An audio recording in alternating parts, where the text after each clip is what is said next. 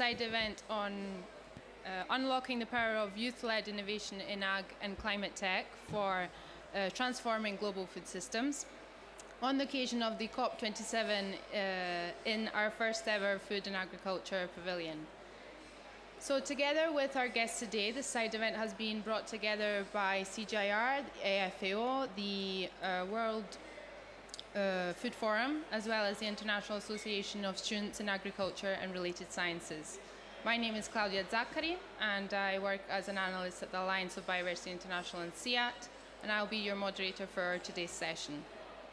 So together with our panelists today, we will be exploring the importance of science-based innovations and technologies, and the importance of leveraging youth to make our food systems more inclusive, more resilient, and more sustainable. So today and throughout this whole week, we have been hearing many panelists, many speakers and conversations talking about the urgency and the need to adopt a systemic approach to transform global food systems and to combat the challenges of climate change. And it is very promising to see that stakeholders of the private and public sector are acknowledging the need to bring different partners together, different partner types together, as well as steering our food systems towards having and adopting more climate resilient and climate friendly practices in our global food systems in order to feed our world population within the planetary boundaries. So of course this calls for bold, collective and coordinated actions, and it is important that we adopt practices and measures that are short-term in terms of that they can address short-term measures, but are also forward-looking into creating a longer resilience and long-term resilience into our food systems. So with having the greatest stake for the future, our young people are taking the streets and using global fora such as COP to call for urgent policy actions. The youth are playing a pivotal role in becoming agents of innovation and change, and they are leveraging the unharnessed potential of science and innovation in overcoming complex challenges of our global food systems. It has been found that engaging youth, it has been proven that engaging youth is very effective in terms of accelerating the adoption of digital tools, digital technologies and innovations to address our complex problems within our food systems. So without further ado, I'm going to move on to our panelists who will help us, to understand what their organizations are doing, what kind of projects and activities are ongoing, their insights into the importance of promoting youth entrepreneurship and youth-led innovations, the barriers that youth are facing, and the missed opportunities that are currently, existing. So I'm pleased to welcome our panelists today. So here, starting on the side of the panel, we have Lindsey Hook. She is the head of culture at the World Food Forum. We then have Sarai Vega, vice president of exchange at the International Association of Students in Agriculture and Related Sciences. We have Matthias Shao Gabe, who is the co-founder of AcoFresh Ghana. We then have Anjali Marok, head of global responsibility at Corteva Agriscience. Gianpiero Menza, senior manager of partnerships and innovative finance at the Alliance, and Celeste Ricco, co-founder of and partnership manager at the Change for Planet organization. So to get into the nitty-gritty of the discussion, let's start off with Lindsey. So I'd love for you to kick off the discussion in terms of giving us an outlook on what kind of work the World Food Forum is doing at this moment in time. Can you hear?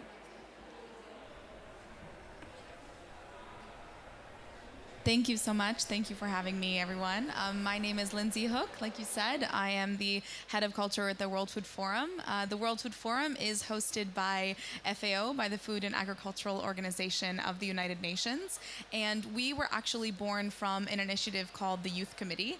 And the Youth Committee was born to kind of make FAO more youthful inside and out. So we kind of started on the inside, making sure that youth voices were heard internally. And now World Food Forum is kind of the way that we're bringing it to the outside. So it is not just a flagship event in October that we just had, which is amazing, but it's actually a year-long kind of movement that we want to transform agri-food systems through young people. So it's important for us as the team of the World Food Forum to kind of connect with our fellow young people around the world.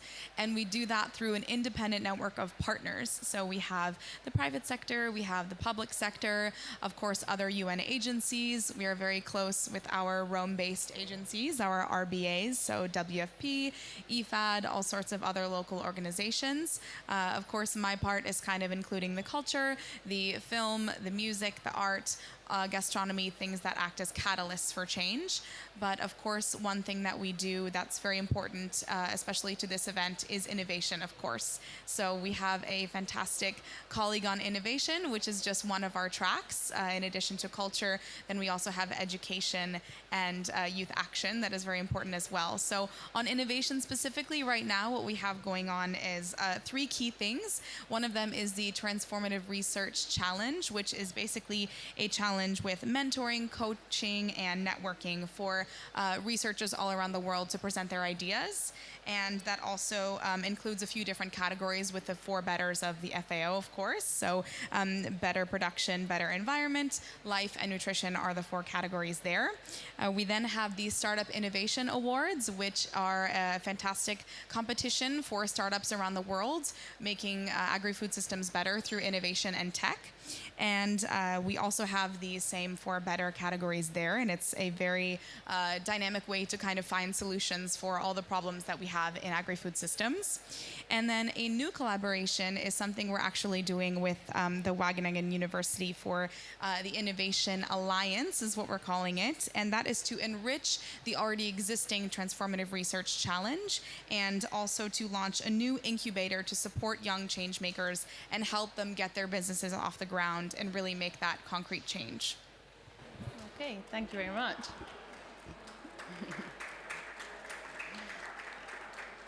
Sarai, over to you. If you could tell us a bit more about what YAS does and the kind of activities that you're currently involved in. Sure. Well, thank you so much for inviting me. As you know, IAS is the International Association of Agricultural Students and Related Science. So basically, our vision is promoting the exchange of experience, ideas, and knowledge to work towards the sustainability of the world while enhance mutual understanding between students in the field of agriculture and related science throughout the world. On the other hand, we work under the principle of think globally, act locally. So I think it's we implement as association. We develop many projects around the world, mainly women in agriculture, for example, no food waste and village consent projects. So there are projects to align of the ESG to 2030, and the different local committees implement activities that add to each the projects. So I trust that the big change start with small actions. And at the same time, we have a special committee called ES Training Committee. They prepare and provide all tools to implement this kind of problems. So projects, I mean trainings of soft skills, teamwork, effective communication, and more to try to give all tools to members to improve and implement these projects in their communities.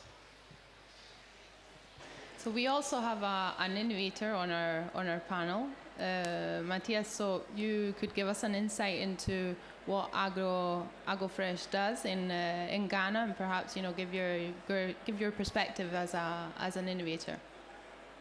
Thank you very much for having me. My name is Matthias. I am a co-founder and CEO at AgroFresh. So AgroFresh is a youth-led agricultural technology organization that is offering sustainable agricultural services, leveraging climate-smart solutions for improved food security and ensuring ecosystem resilience in local communities. Our main project has been to help reduce post-harvest losses, because the issue of post-harvest losses is something global. Just in sub-Saharan Africa, we have about 40% of food being wasted every year due to the fact that farmers do not have access to storage, processing, and markets, And this is really affecting livelihoods of farmers, and not just their livelihoods, but it's also preventing a lot of farmers to get access to, the necessary tools and resources they need. And most importantly, this issue of post-harvest losses is contributing to climate change, because food waste emissions is something that is very bad. And as we can all attest to the fact that agriculture is one of the major contributors to food waste. So we are tackling this issue by offering farmers an innovation, which is a solar-powered cold storage preservation technology, which extends shelf life of perishable crops from 5 days to 21 days. So we've been able to construct a 3-ton capacity storage technology, which is running 100% on solar. And this is helping farmers reduce losses by 50%. Thank you. Okay. So on to Anjali. Considering that the agriculture sector hasn't been is not very attractive to youth, and considering that the average age of farmers is 65 years old, I was wondering if you could give us a perspective from Corteva's point of view, how you're looking into encouraging this generation of new farmers. Sure, happy to address that. So as a large agriculture company, we employ 20,000 people around the world. These opportunities are numerous, but I'll speak to two of them. The first is about discovery and opportunity. And often what we find as we talk to youth, university students, grad students who may not have grown up in agriculture necessarily, is that there's not yet an understanding of just how much technology and how much a breadth of competencies is needed in the agriculture space to address the challenges that we're all here at COP to talk about, and more. Climate change, food security, and pick your topic. We need scientists, we need computer scientists, individuals who know machine learning and artificial intelligence. We need communicators.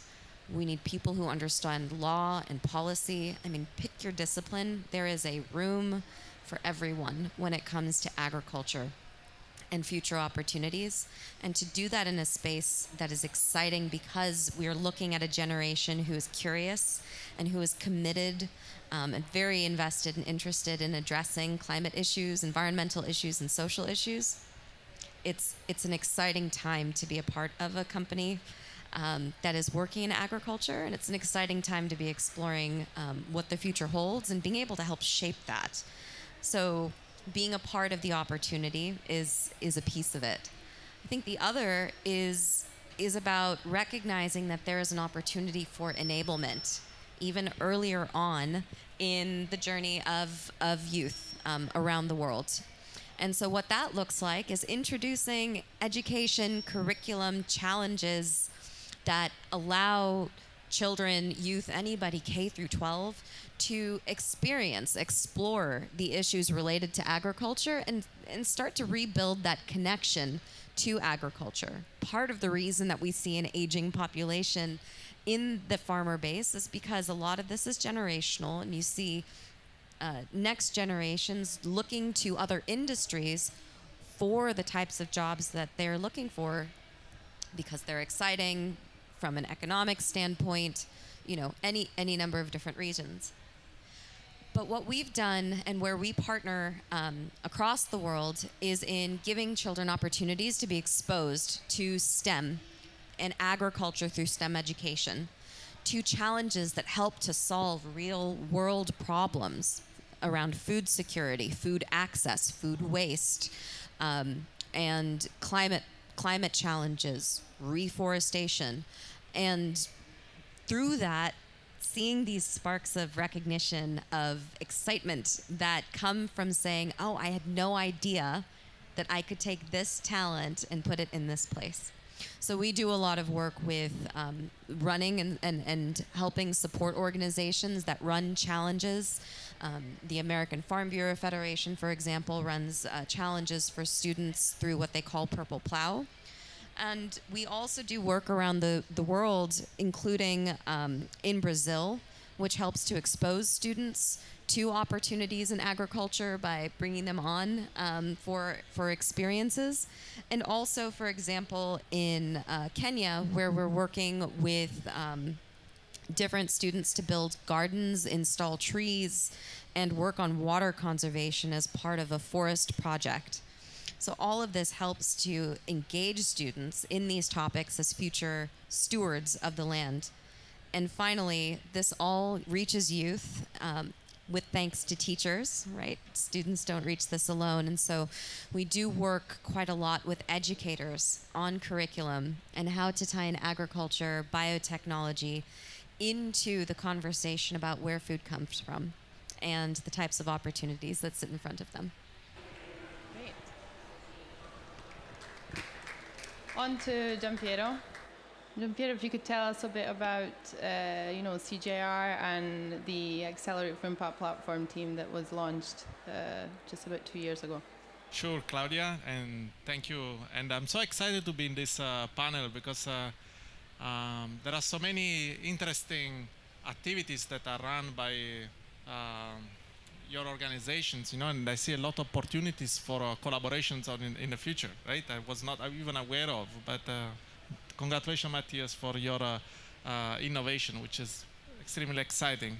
And I want to start by mentioning two, things: the excitement that there is among the youth and the excitement there is in the market, because we see, starting from the market, we see new trends happening. Let me just mention three aspects of the market.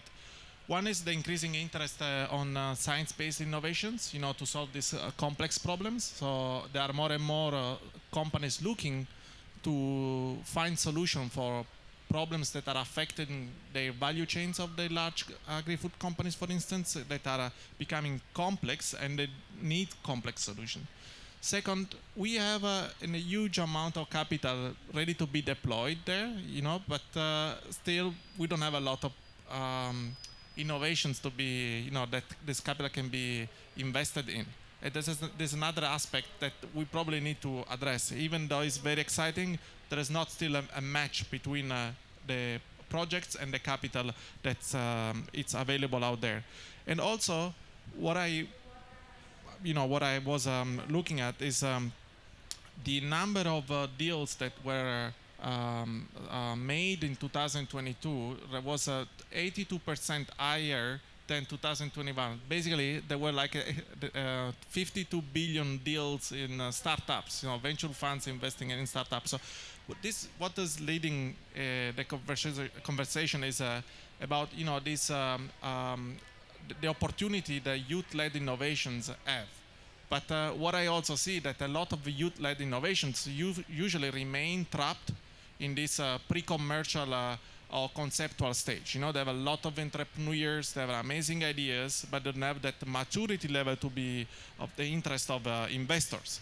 So what can CGIAR do as an agricultural research for development organization working more than 120 countries is to play the role of a catalyst to kind of make available knowledge, data, boots on the ground to this incredible value that is currently untapped. And I just think to these amazing research papers that can eventually be turned into a product. Who is gonna do it? How can we incentivize venture scientists to transform, and these solutions into something that can go to market. And this is where we are playing a role. We want to support the ecosystem. We want to support the young scientists that have the courage and they have the ideas, they have the talent to believe in new solutions that can disrupt the market. This is where we are trying to play a role through the Accelerate for Impact platform. Basically, it's a new venture space that we launched to bridge science and entrepreneurship with the idea of scouting research products that are in this, let's say, dormant, we call dormant know-how, right? That is currently available but can be supported and brought to market to disrupt the market.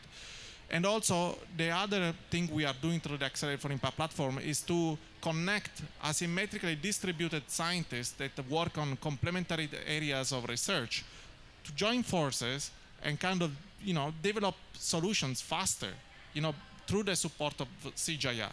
But what we are also doing as the third pillar of the Accelerate for Impact platform is to change the culture, also among the scientists, to be more market-driven. What is the problem out there? How can be solved through science? So just to conclude, CGIAR and the Accelerate for Impact platform is really trying to address problems that are needs a multidisciplinary approach and a systemic approach. Thank you.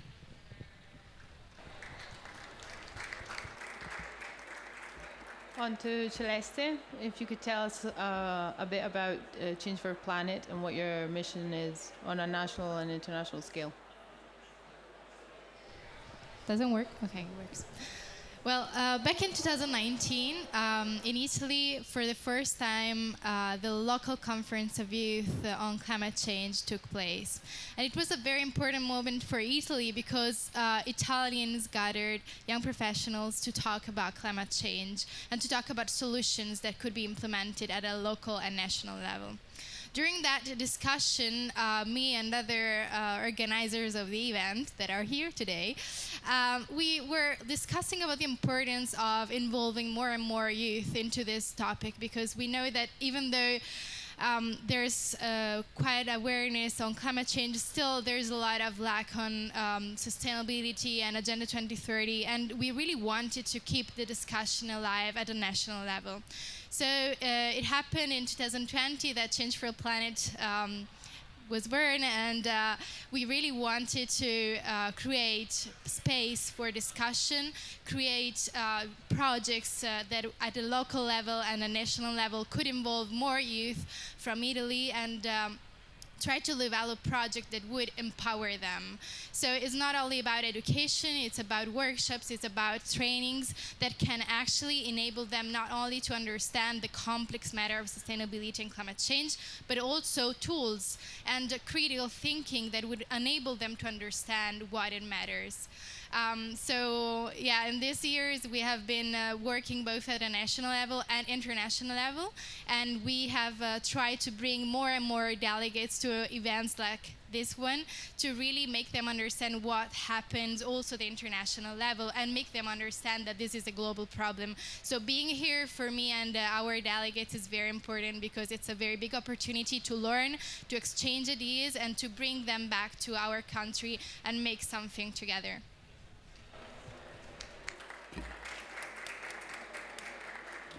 Okay, now that we've had an insight into the specifics of your work, if we could take the discussion on a broader level. So if we could start off with Gianpiero. Gianpiero could tell us a bit about so from your perspective, how is the landscape evolving for youth-led innovations? Thanks, Claudia. And I mean, I probably answered part of this question before by giving you ideas, but I want to reference to what happened in Glasgow last year, right? We didn't see a lot of VC, venture capitalists, or startups around in the pavilions. But this year, looks like there are more and more players walking around, looking for solutions, looking for new ideas. And I feel like that the market is, is of course prioritizing few areas of like, biodiversity protection, measurement, and on how to solve the problem, with the plastic, right? Alternative to plastics, but also how to process, the plastics are already available in the market. So I see there is a growing interest. But what I would probably address in a way of, is I see two main players.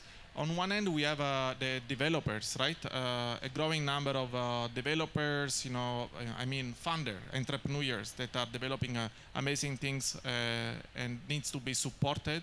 And that I was mentioned before, we need organization that like accelerators that can support both the business development side and combined with the technical expertise needed to bring the products to market, because otherwise a lot of solutions that are available won't never reach that maturity, and as I was mentioned this before already. And then there is the adopters, right? We see that a lot of technologies can be easily deployed and adopted by farmers, especially in developing countries, where, for instance, there is a connection. This can be like, let's say, digital innovations, for example, that can be adopted by farmers in order to speed up their or I have decision tools that can allow them to know when to seed or when to harvest or when to spray their fertilizer, and this is helping a lot, and is helping to ensure better yields, and a better livelihoods for their farm and their community. So this is another aspect. But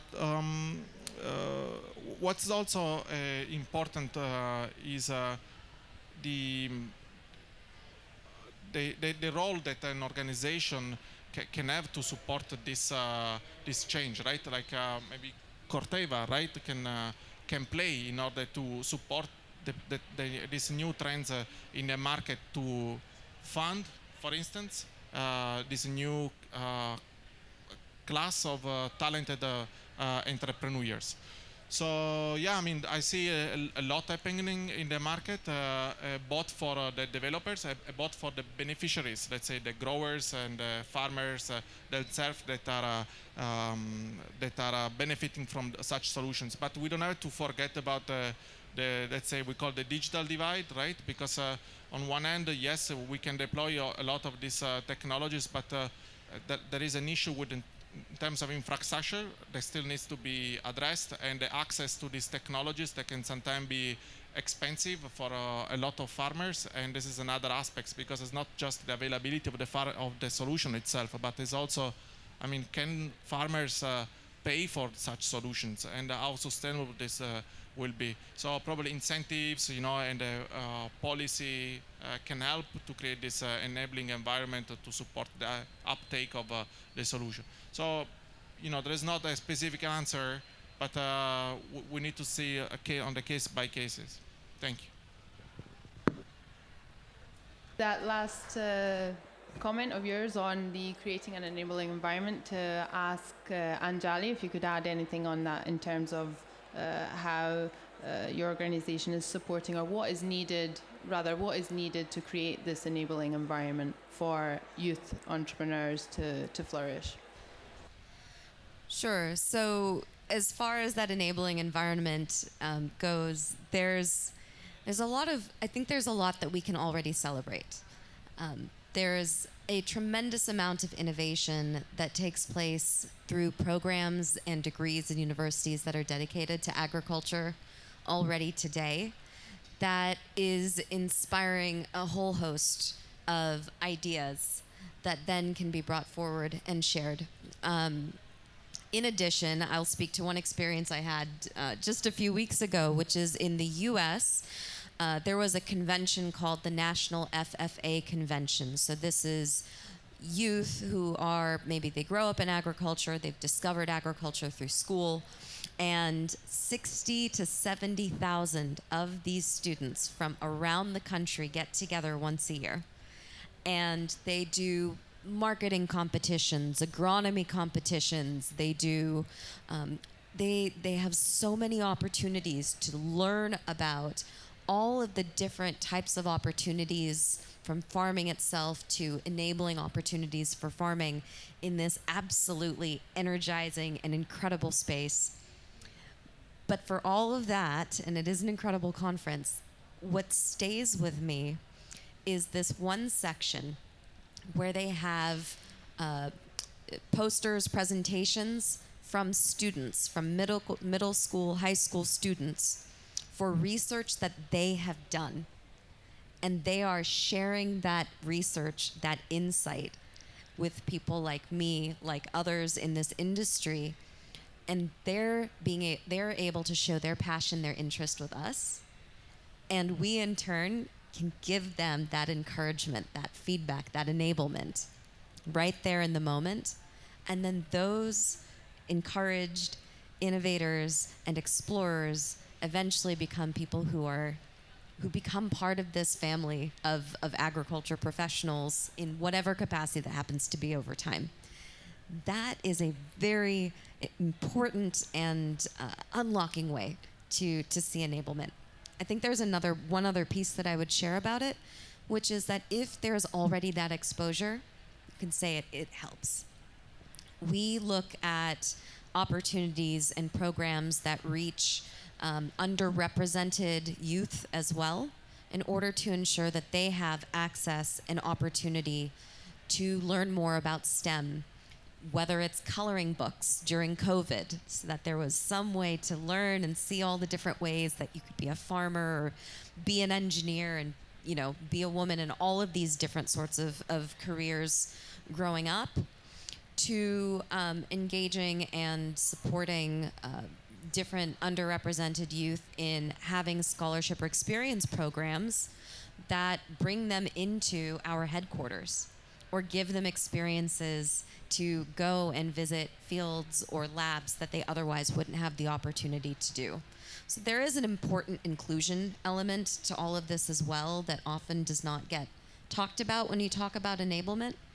But all of that goes back to empowering, inspiring, so that we, of course, want great talent to join us at Corteva, but just to inspire folks to take an interest and participate, which is exactly what you're doing with your startup. And when you talk about creating a culture around all of this, I mean, the industry needs room for all of this, from venture capital to private equity to grassroots activism and engagement to, scaled organizations that can help drive that work, and organizations that are public, that can drive inspiration and knowledge and capacity building in an incredible way. So there's so much there.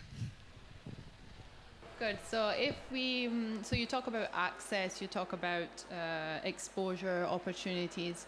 Matthias, if you could give us your perspective in terms of what kind of barriers are there to these, to the exposure, to the access, to the opportunities as a young entrepreneur.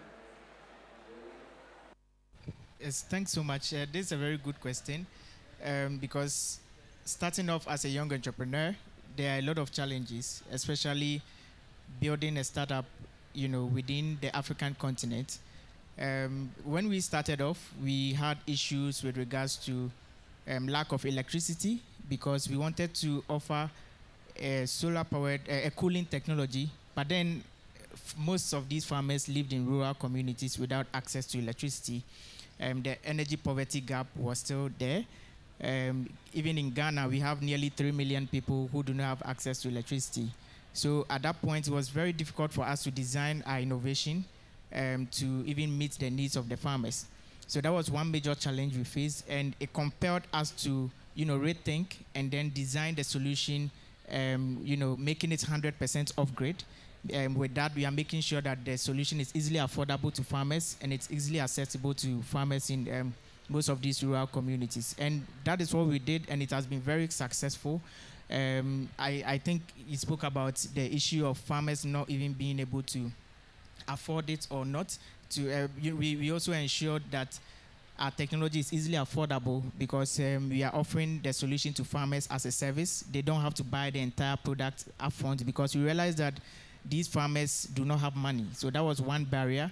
So we decided to offer the solution as a service where they get to rent out storage spaces and pay a daily fee based on the number of crates they want to store. Another challenge we face has to do with working with grassroots farmers who are being skeptical about adapting to modern technologies. It was quite difficult for us because most of these farmers haven't really been exposed to new technologies.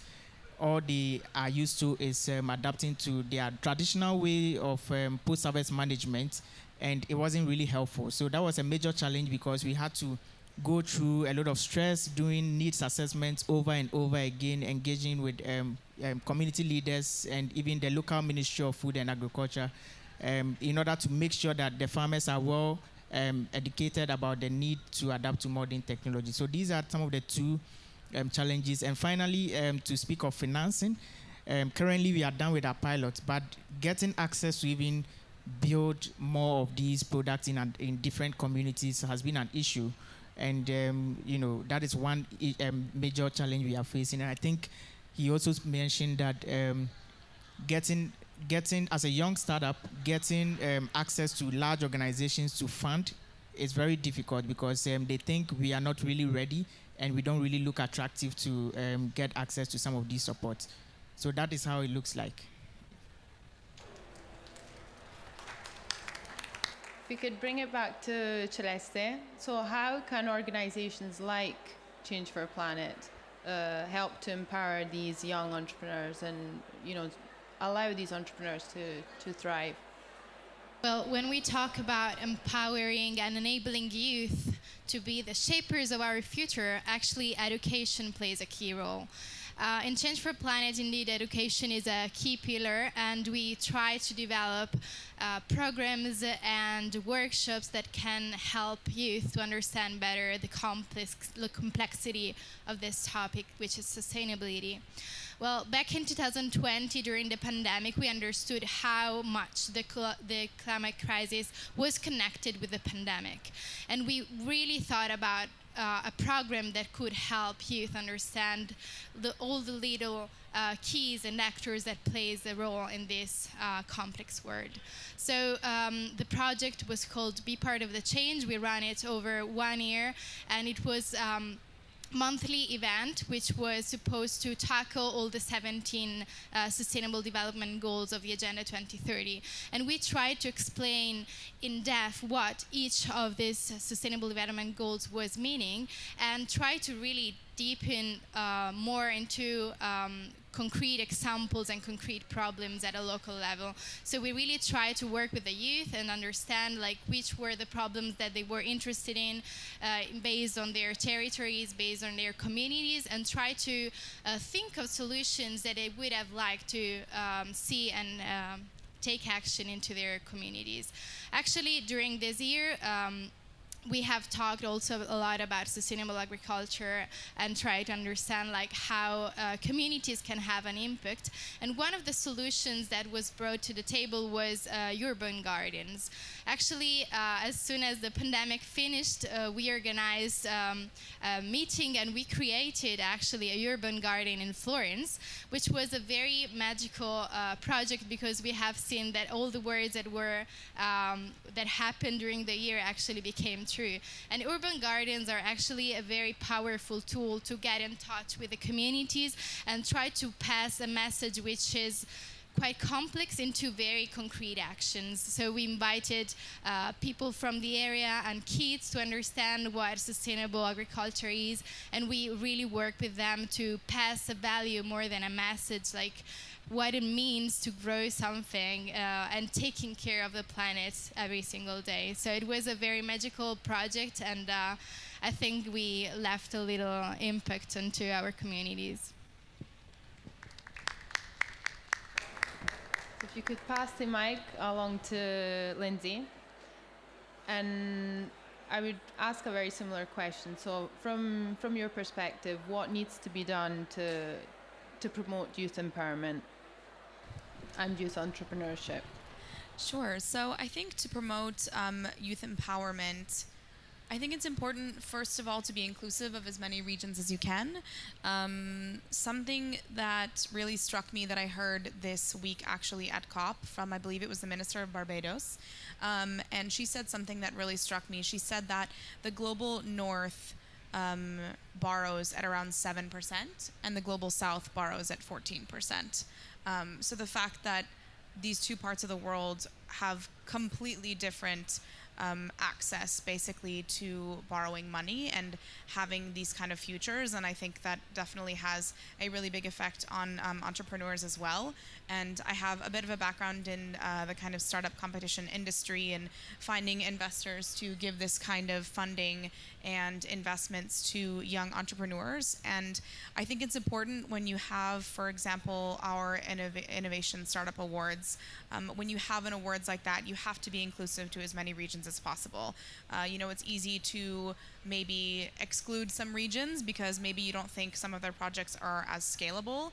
Maybe some investors might think that they don't have access to the right capacity development, which makes their idea less valuable. So I think something important to empower these entrepreneurs is to make sure that they're included and make sure that they are represented in all of these different kinds of competitions, and really valorize their ideas and help them maybe with some of that capacity development, which is some things that we do with kind of matching different people with ideas, researchers, entrepreneurs, matching them with different kinds of people, very intergenerational, all different ages, to kind of have them learn from each other and get that capacity development that they might want, whether it be for marketing or something technical or whatever else, and just make sure that they are as included as possible and make sure that it's kind of fair for all different regions, which is important to us. We have some different regional representation as well in our team, so it's very close to our hearts that all these different regions get included. Great. Sarai, so I would, again, looking ahead, what do you think needs to be done to allow for these activities and these ongoing programs to thrive and to scale?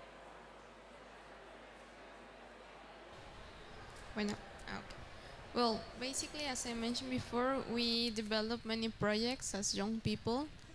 So we try to improve and give tools to that people to create this local impact. So, and now I'm very happy to announce that we have a strong relationship with FAO, for example. So in the World Food Forum, for example, as EA's delegation participate, and people had the opportunity to involve in many activities to show the interest, and we create many regional, locals, and national activities to get involved in that event. So after that, now we are creating many projects and many local activities. On the other side, for example, with FAO, we have a relationship with a new agreement that is the Job for Climate Resilient Agriculture. So we try to looking for people who are interested to create more projects, and then give them the tools and give them the opportunity to show more about that projects. As for example, Matias, so Yanika, for example.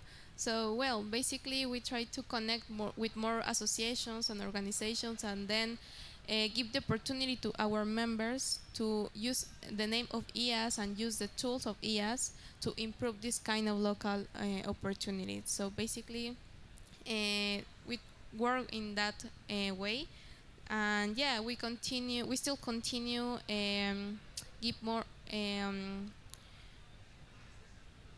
opportunities with our many social projects. So No Food Waste, Women in Agriculture, and Village Concept projects, we still continue many activities in our social and our local communities. And as a national level and regional level, we can improve more and more chances to our people. Okay. I will very briefly open the floor for any questions that we may have in the audience. You Vega, can we pass the mic? Thank you.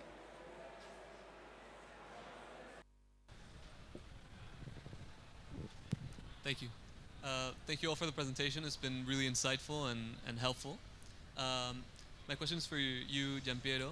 Matthias, he was mentioning that one of the biggest challenges for young entrepreneurs is that their lack of maturity and lack of experience is seen as turns off the market and is not something that is a challenge. How do you think that this can be mitigated, or how can we support those young innovators to get through this?